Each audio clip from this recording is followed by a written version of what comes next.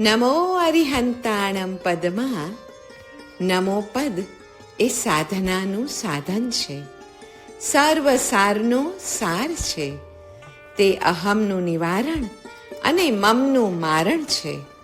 તે કામ ક્રોધનું વારણ અને ભવ્ય જીવોનું તારણ છે. મંગલ અને કલ્યાણનું કારણ છે, તથા નમો પદ એ મુક્તિનું મૂળ છે. નમોથી પરમપદ પ્રગટે છે. નમો ભાવ પામેલો જીવ સર્વના હિત, લાભ અને સુખમાં નિમિત્ત બને છે. નમો એ ઉપયોગની શુદ્ધિ કરવા માટેનું મહારસાયણ છે. અંતરાત્મા ઈશ્વરાભિમુખ રહેવો જરૂરી છે અને તે નમો વડે શક્ય બને છે. નમો એ શુભ ભાવ છે. ભાવ અર્થાત ઉપયોગ જે ઈશ્વરાભિમુખ થતા શુભ બને છે. આત્મવિશ્વાસપૂર્વક અખંડપણે આપણને એમ થવું જોઈએ કે સાધક તરીકે આ ધર્મ ક્રિયાથી મારો મોક્ષ અચૂક છે. હું પ્રતિપળ ધર્મની આરાધના વડે મોક્ષ તરફ ખેંચાઈ રહ્યો છું. નવકાર ઉપરની શ્રદ્ધા આપણો પ્રાણવાયુ છે. ધર્મને અને મોક્ષને સીધો સંબંધ છે એ શ્રદ્ધા જ મનુષ્યના મનથી નિર્મિત સૌથી મહાન ચમત્કાર છે. શાસ્ત્રાભ્યાસ તથા તત્વચિંતનનું બીજ શ્રી નમસ્કાર મહામંત્ર છે. મનમાં કે આત્મામાં રહેલો મમતા રૂપી કચરો કાઢવાની તત્પરતા શાસ્ત્રાભ્યાસ તથા તત્વચિંતનથી જ આવે છે. શ્રી નમસ્કાર મંત્રના સ્મરણ અને સતત ચિંતનથી શાસ્ત્રના અભ્યાસ પ્રત્યે આદર અને બહુમાન જાગે છે તથા બહુમાન ઉત્પન્ન થવાથી ઊંડું તત્વચિંતન થવાનું શરૂ થાય છે. તત્વચિંતન જેમ જેમ ઊંડું થાય તેમ તેમ વાસના, તૃષ્ણા અને મમતાનું મૂળ સ્નેહની સંકીર્ણતા જ છે એમ સમજાતું જાય છે. સ્નેહની સંકીર્ણતા એ મમતા આદિ બધા જ દોષોનું મૂળ છે. એવી સમજણ જ્યારે જીવને થાય ત્યારે તે તેને કાઢવા માટેનો ઉપાય શોધે છે. એ ઉપાય શોધતા શોધતા તેને શ્રી નમસ્કાર મંત્ર ઉપર સર્વાધિક આદર ઉત્પન્ન થાય છે.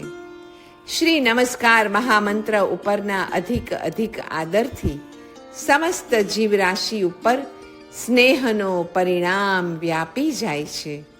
સંકીર્ણ સ્નેહ જે મમતા કે વાસનાનું કારણ બનતો હતો તે જ હવે વ્યાપક અને પૂર્ણ બને છે.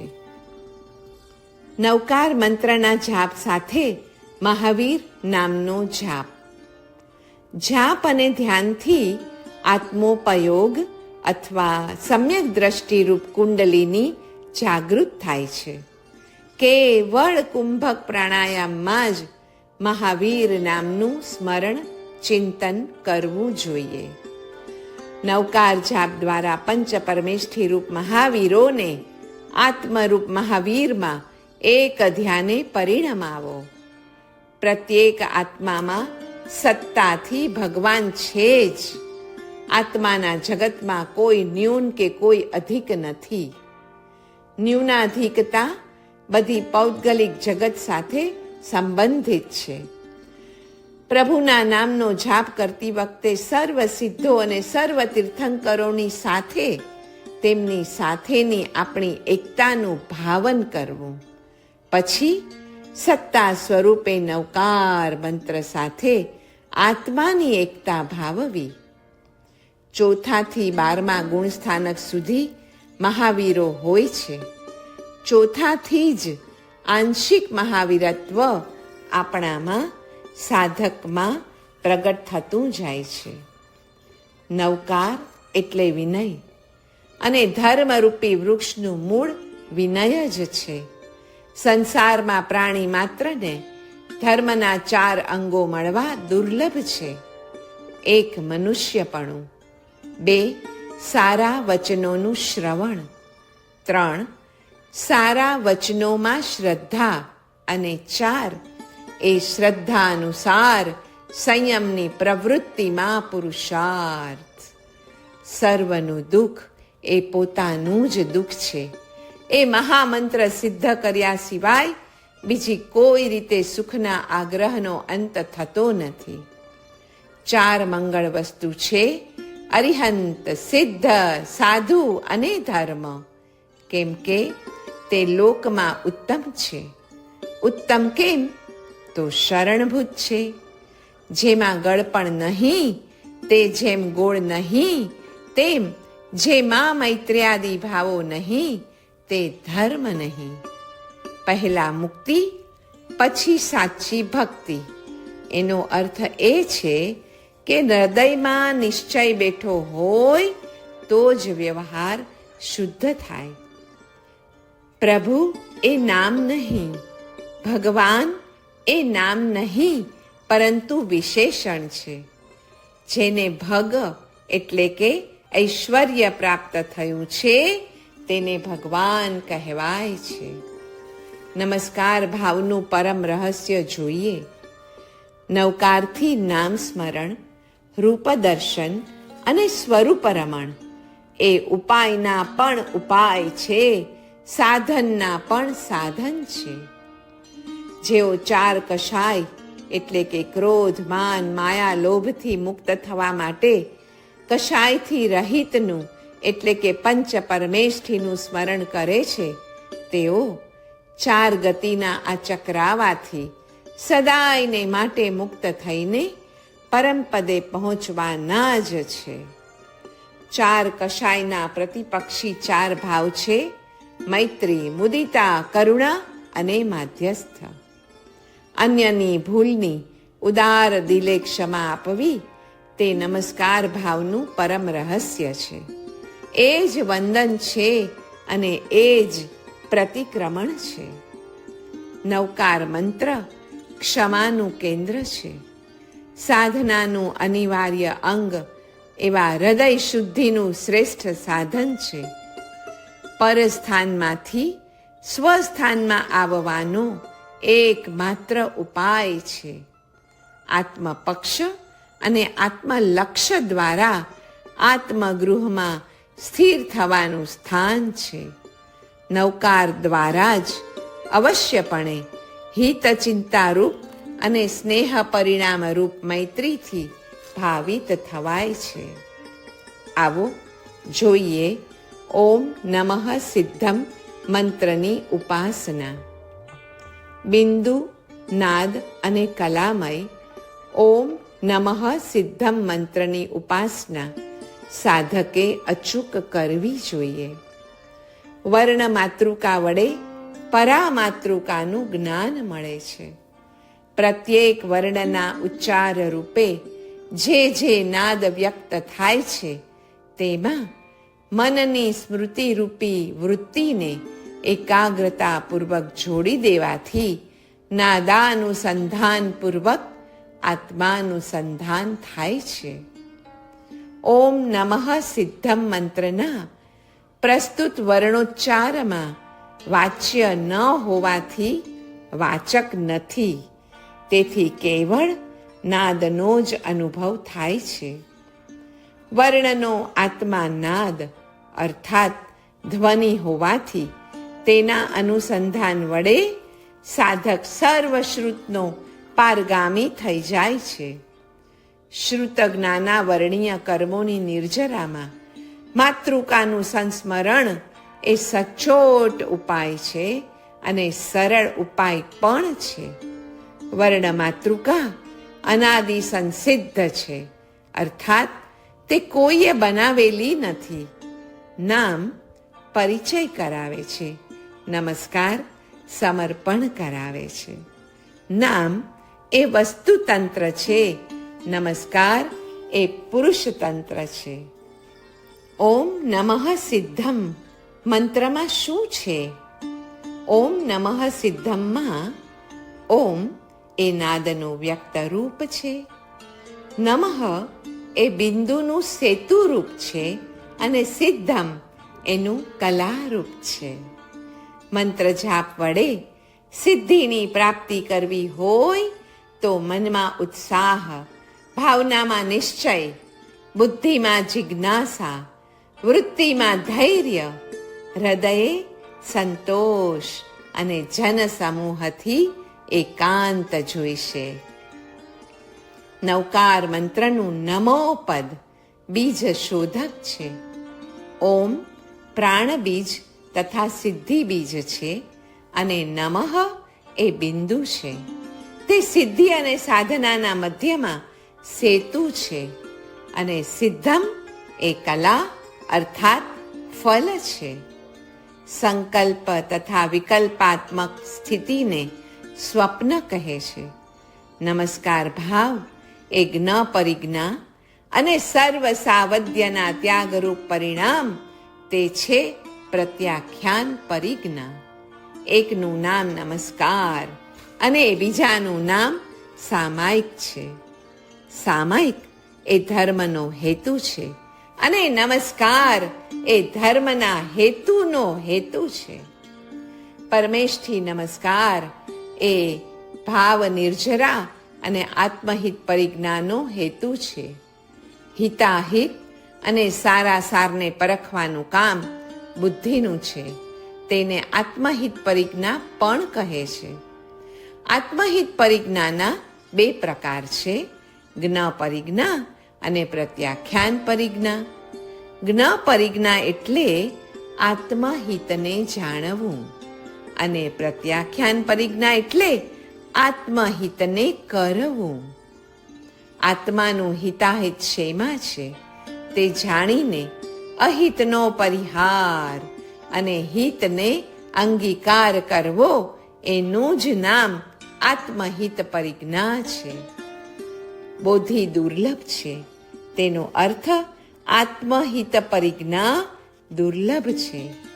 નવકારના પરમેશથી જીન એટલે શુદ્ધ આત્મજ્ઞાની તથા જીવને અને જીનને જે જાણે છે તે જૈન કહેવાય છે. જ્યાં જૈનત્વ ત્યાં કશાય નહીં તથા જ્યાં કશાય ત્યાં જૈનત્વ નહીં.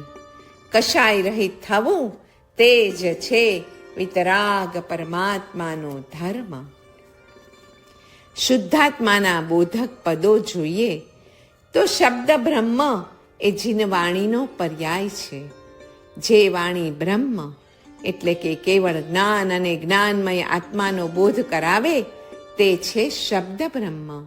એ દ્રષ્ટિએ નમસ્કાર મંત્ર પણ શબ્દ બ્રહ્મ જ છે, કેમ કે તે શુદ્ધાત્માના બોધક પદો છે.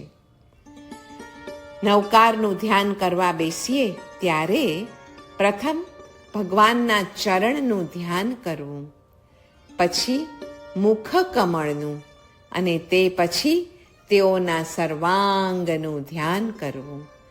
ધ્યાતા ધ્યેય ધ્યાન, સાધક સાધ્ય સાધન, દ્રષ્ટા દ્રશ્ય દર્શન એ સર્વ જ્યારે એક થાય ત્યારે મુક્તિ મળે છે અને એનું જ નામ અદ્વૈત છે.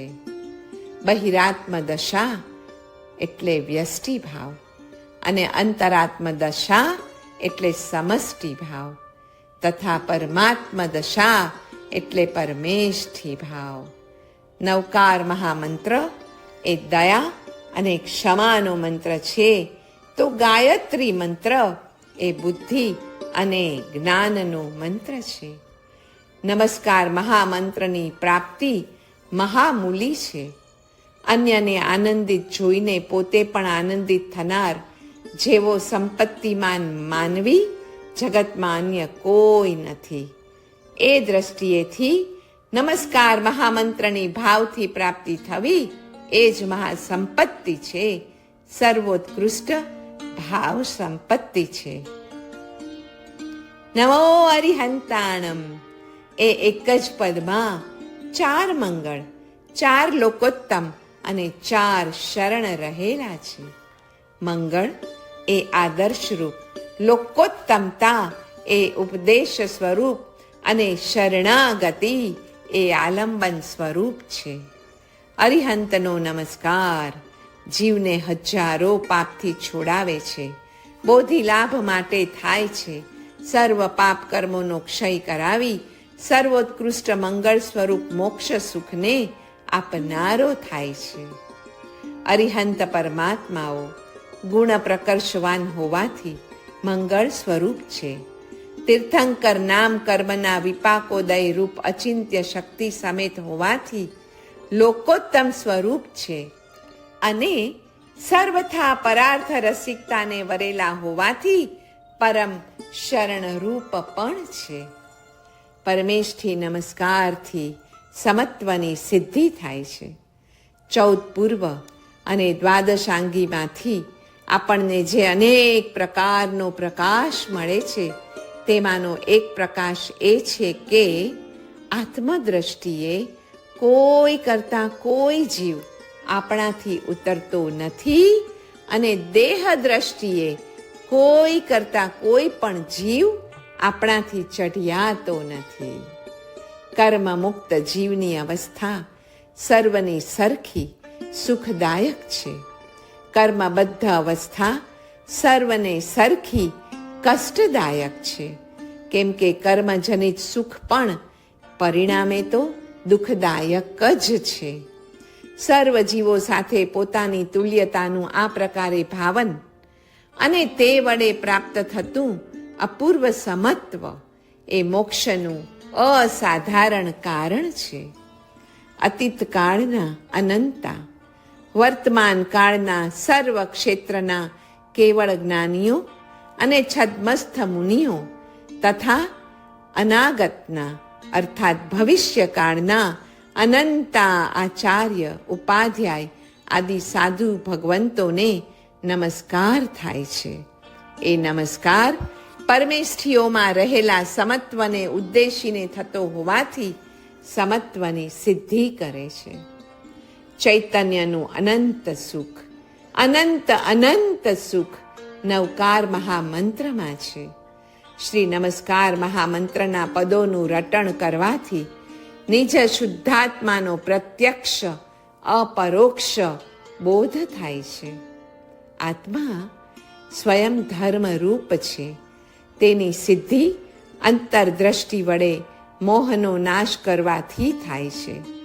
ચૈતન્યમાં વિષયાતીત અનંત સુખ ભર્યું છે.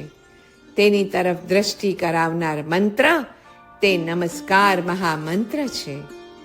નવકારના જાપ તે રૂપાત્મક તપ છે, એટલે મનની શુદ્ધતા તથા ચિત્તની પ્રસન્નતા જે દ્વારા વધે તે છે. જાપ સાથે સાથે બ્રહ્મચર્ય અને સત્ય પણ તપ છે. તે વડે મન, ચિત્ત તથા બુદ્ધિની મલિનતા દૂરે થાય છે. નવકારને નહીં ઓળખી શકવાને કારણે જ આપણા આત્મા અને દેહ વચ્ચેની ભેદરેખાને સ્પષ્ટપણે કળી શકતા નથી અને તેથી જ પ્રસંગોપાત નવકારના અક્ષરો બોલી નાખવા છતાં એ અક્ષરોમાંના અક્ષર તત્વ વિશે જરા જેટલો પણ વિચાર આપણે કરી શકતા નથી. શ્રી નમસ્કાર મહામંત્રના જાપ પૂર્વે પોતાની સાથે જ એમ વાતો કરવી કે હે આત્મન, તું તો દુકાનનો માલિક છે, શેઠ છે. દિવસ રાત તારી પેઢી ઉપર જ તું રહે છે. તો મન તથા પાંચે ઇન્દ્રિયો આદિ સર્વ નોકરો ઉપર જાગૃત બનીને કાબુ રાખ. મોટા મુનિમ મનાજી છે. હે આત્મન, તેને ભલામણ કરી દે કે જુઓ, મેં બેભાન અવસ્થામાં તમારા ભરોસે રહીને તથા તમારામાં સામેલ રહીને ઘણો જ માર ખાધો છે. હવે અમને પરમાત્માના વચન ઉપર પૂરો વિશ્વાસ થયો છે. શ્રી અરિહંત પરમાત્માના વચન ઉપરના વિશ્વાસથી અમને હવે ભાન થયું છે કે મનાજી, તમારો અને મારો સંયોગ તો થોડા જ સમયનો છે. કાર્ય કરવામાં વિતરાગ પ્રભુની આજ્ઞા અનુસાર જ તમારે વર્તન કરવું પડશે તથા જરૂરિયાત સિવાય એક ડગલું ભરવામાં પણ હવે તમને હે મનાજી મારો સાથ નહીં મળે, નહીં જ મળે.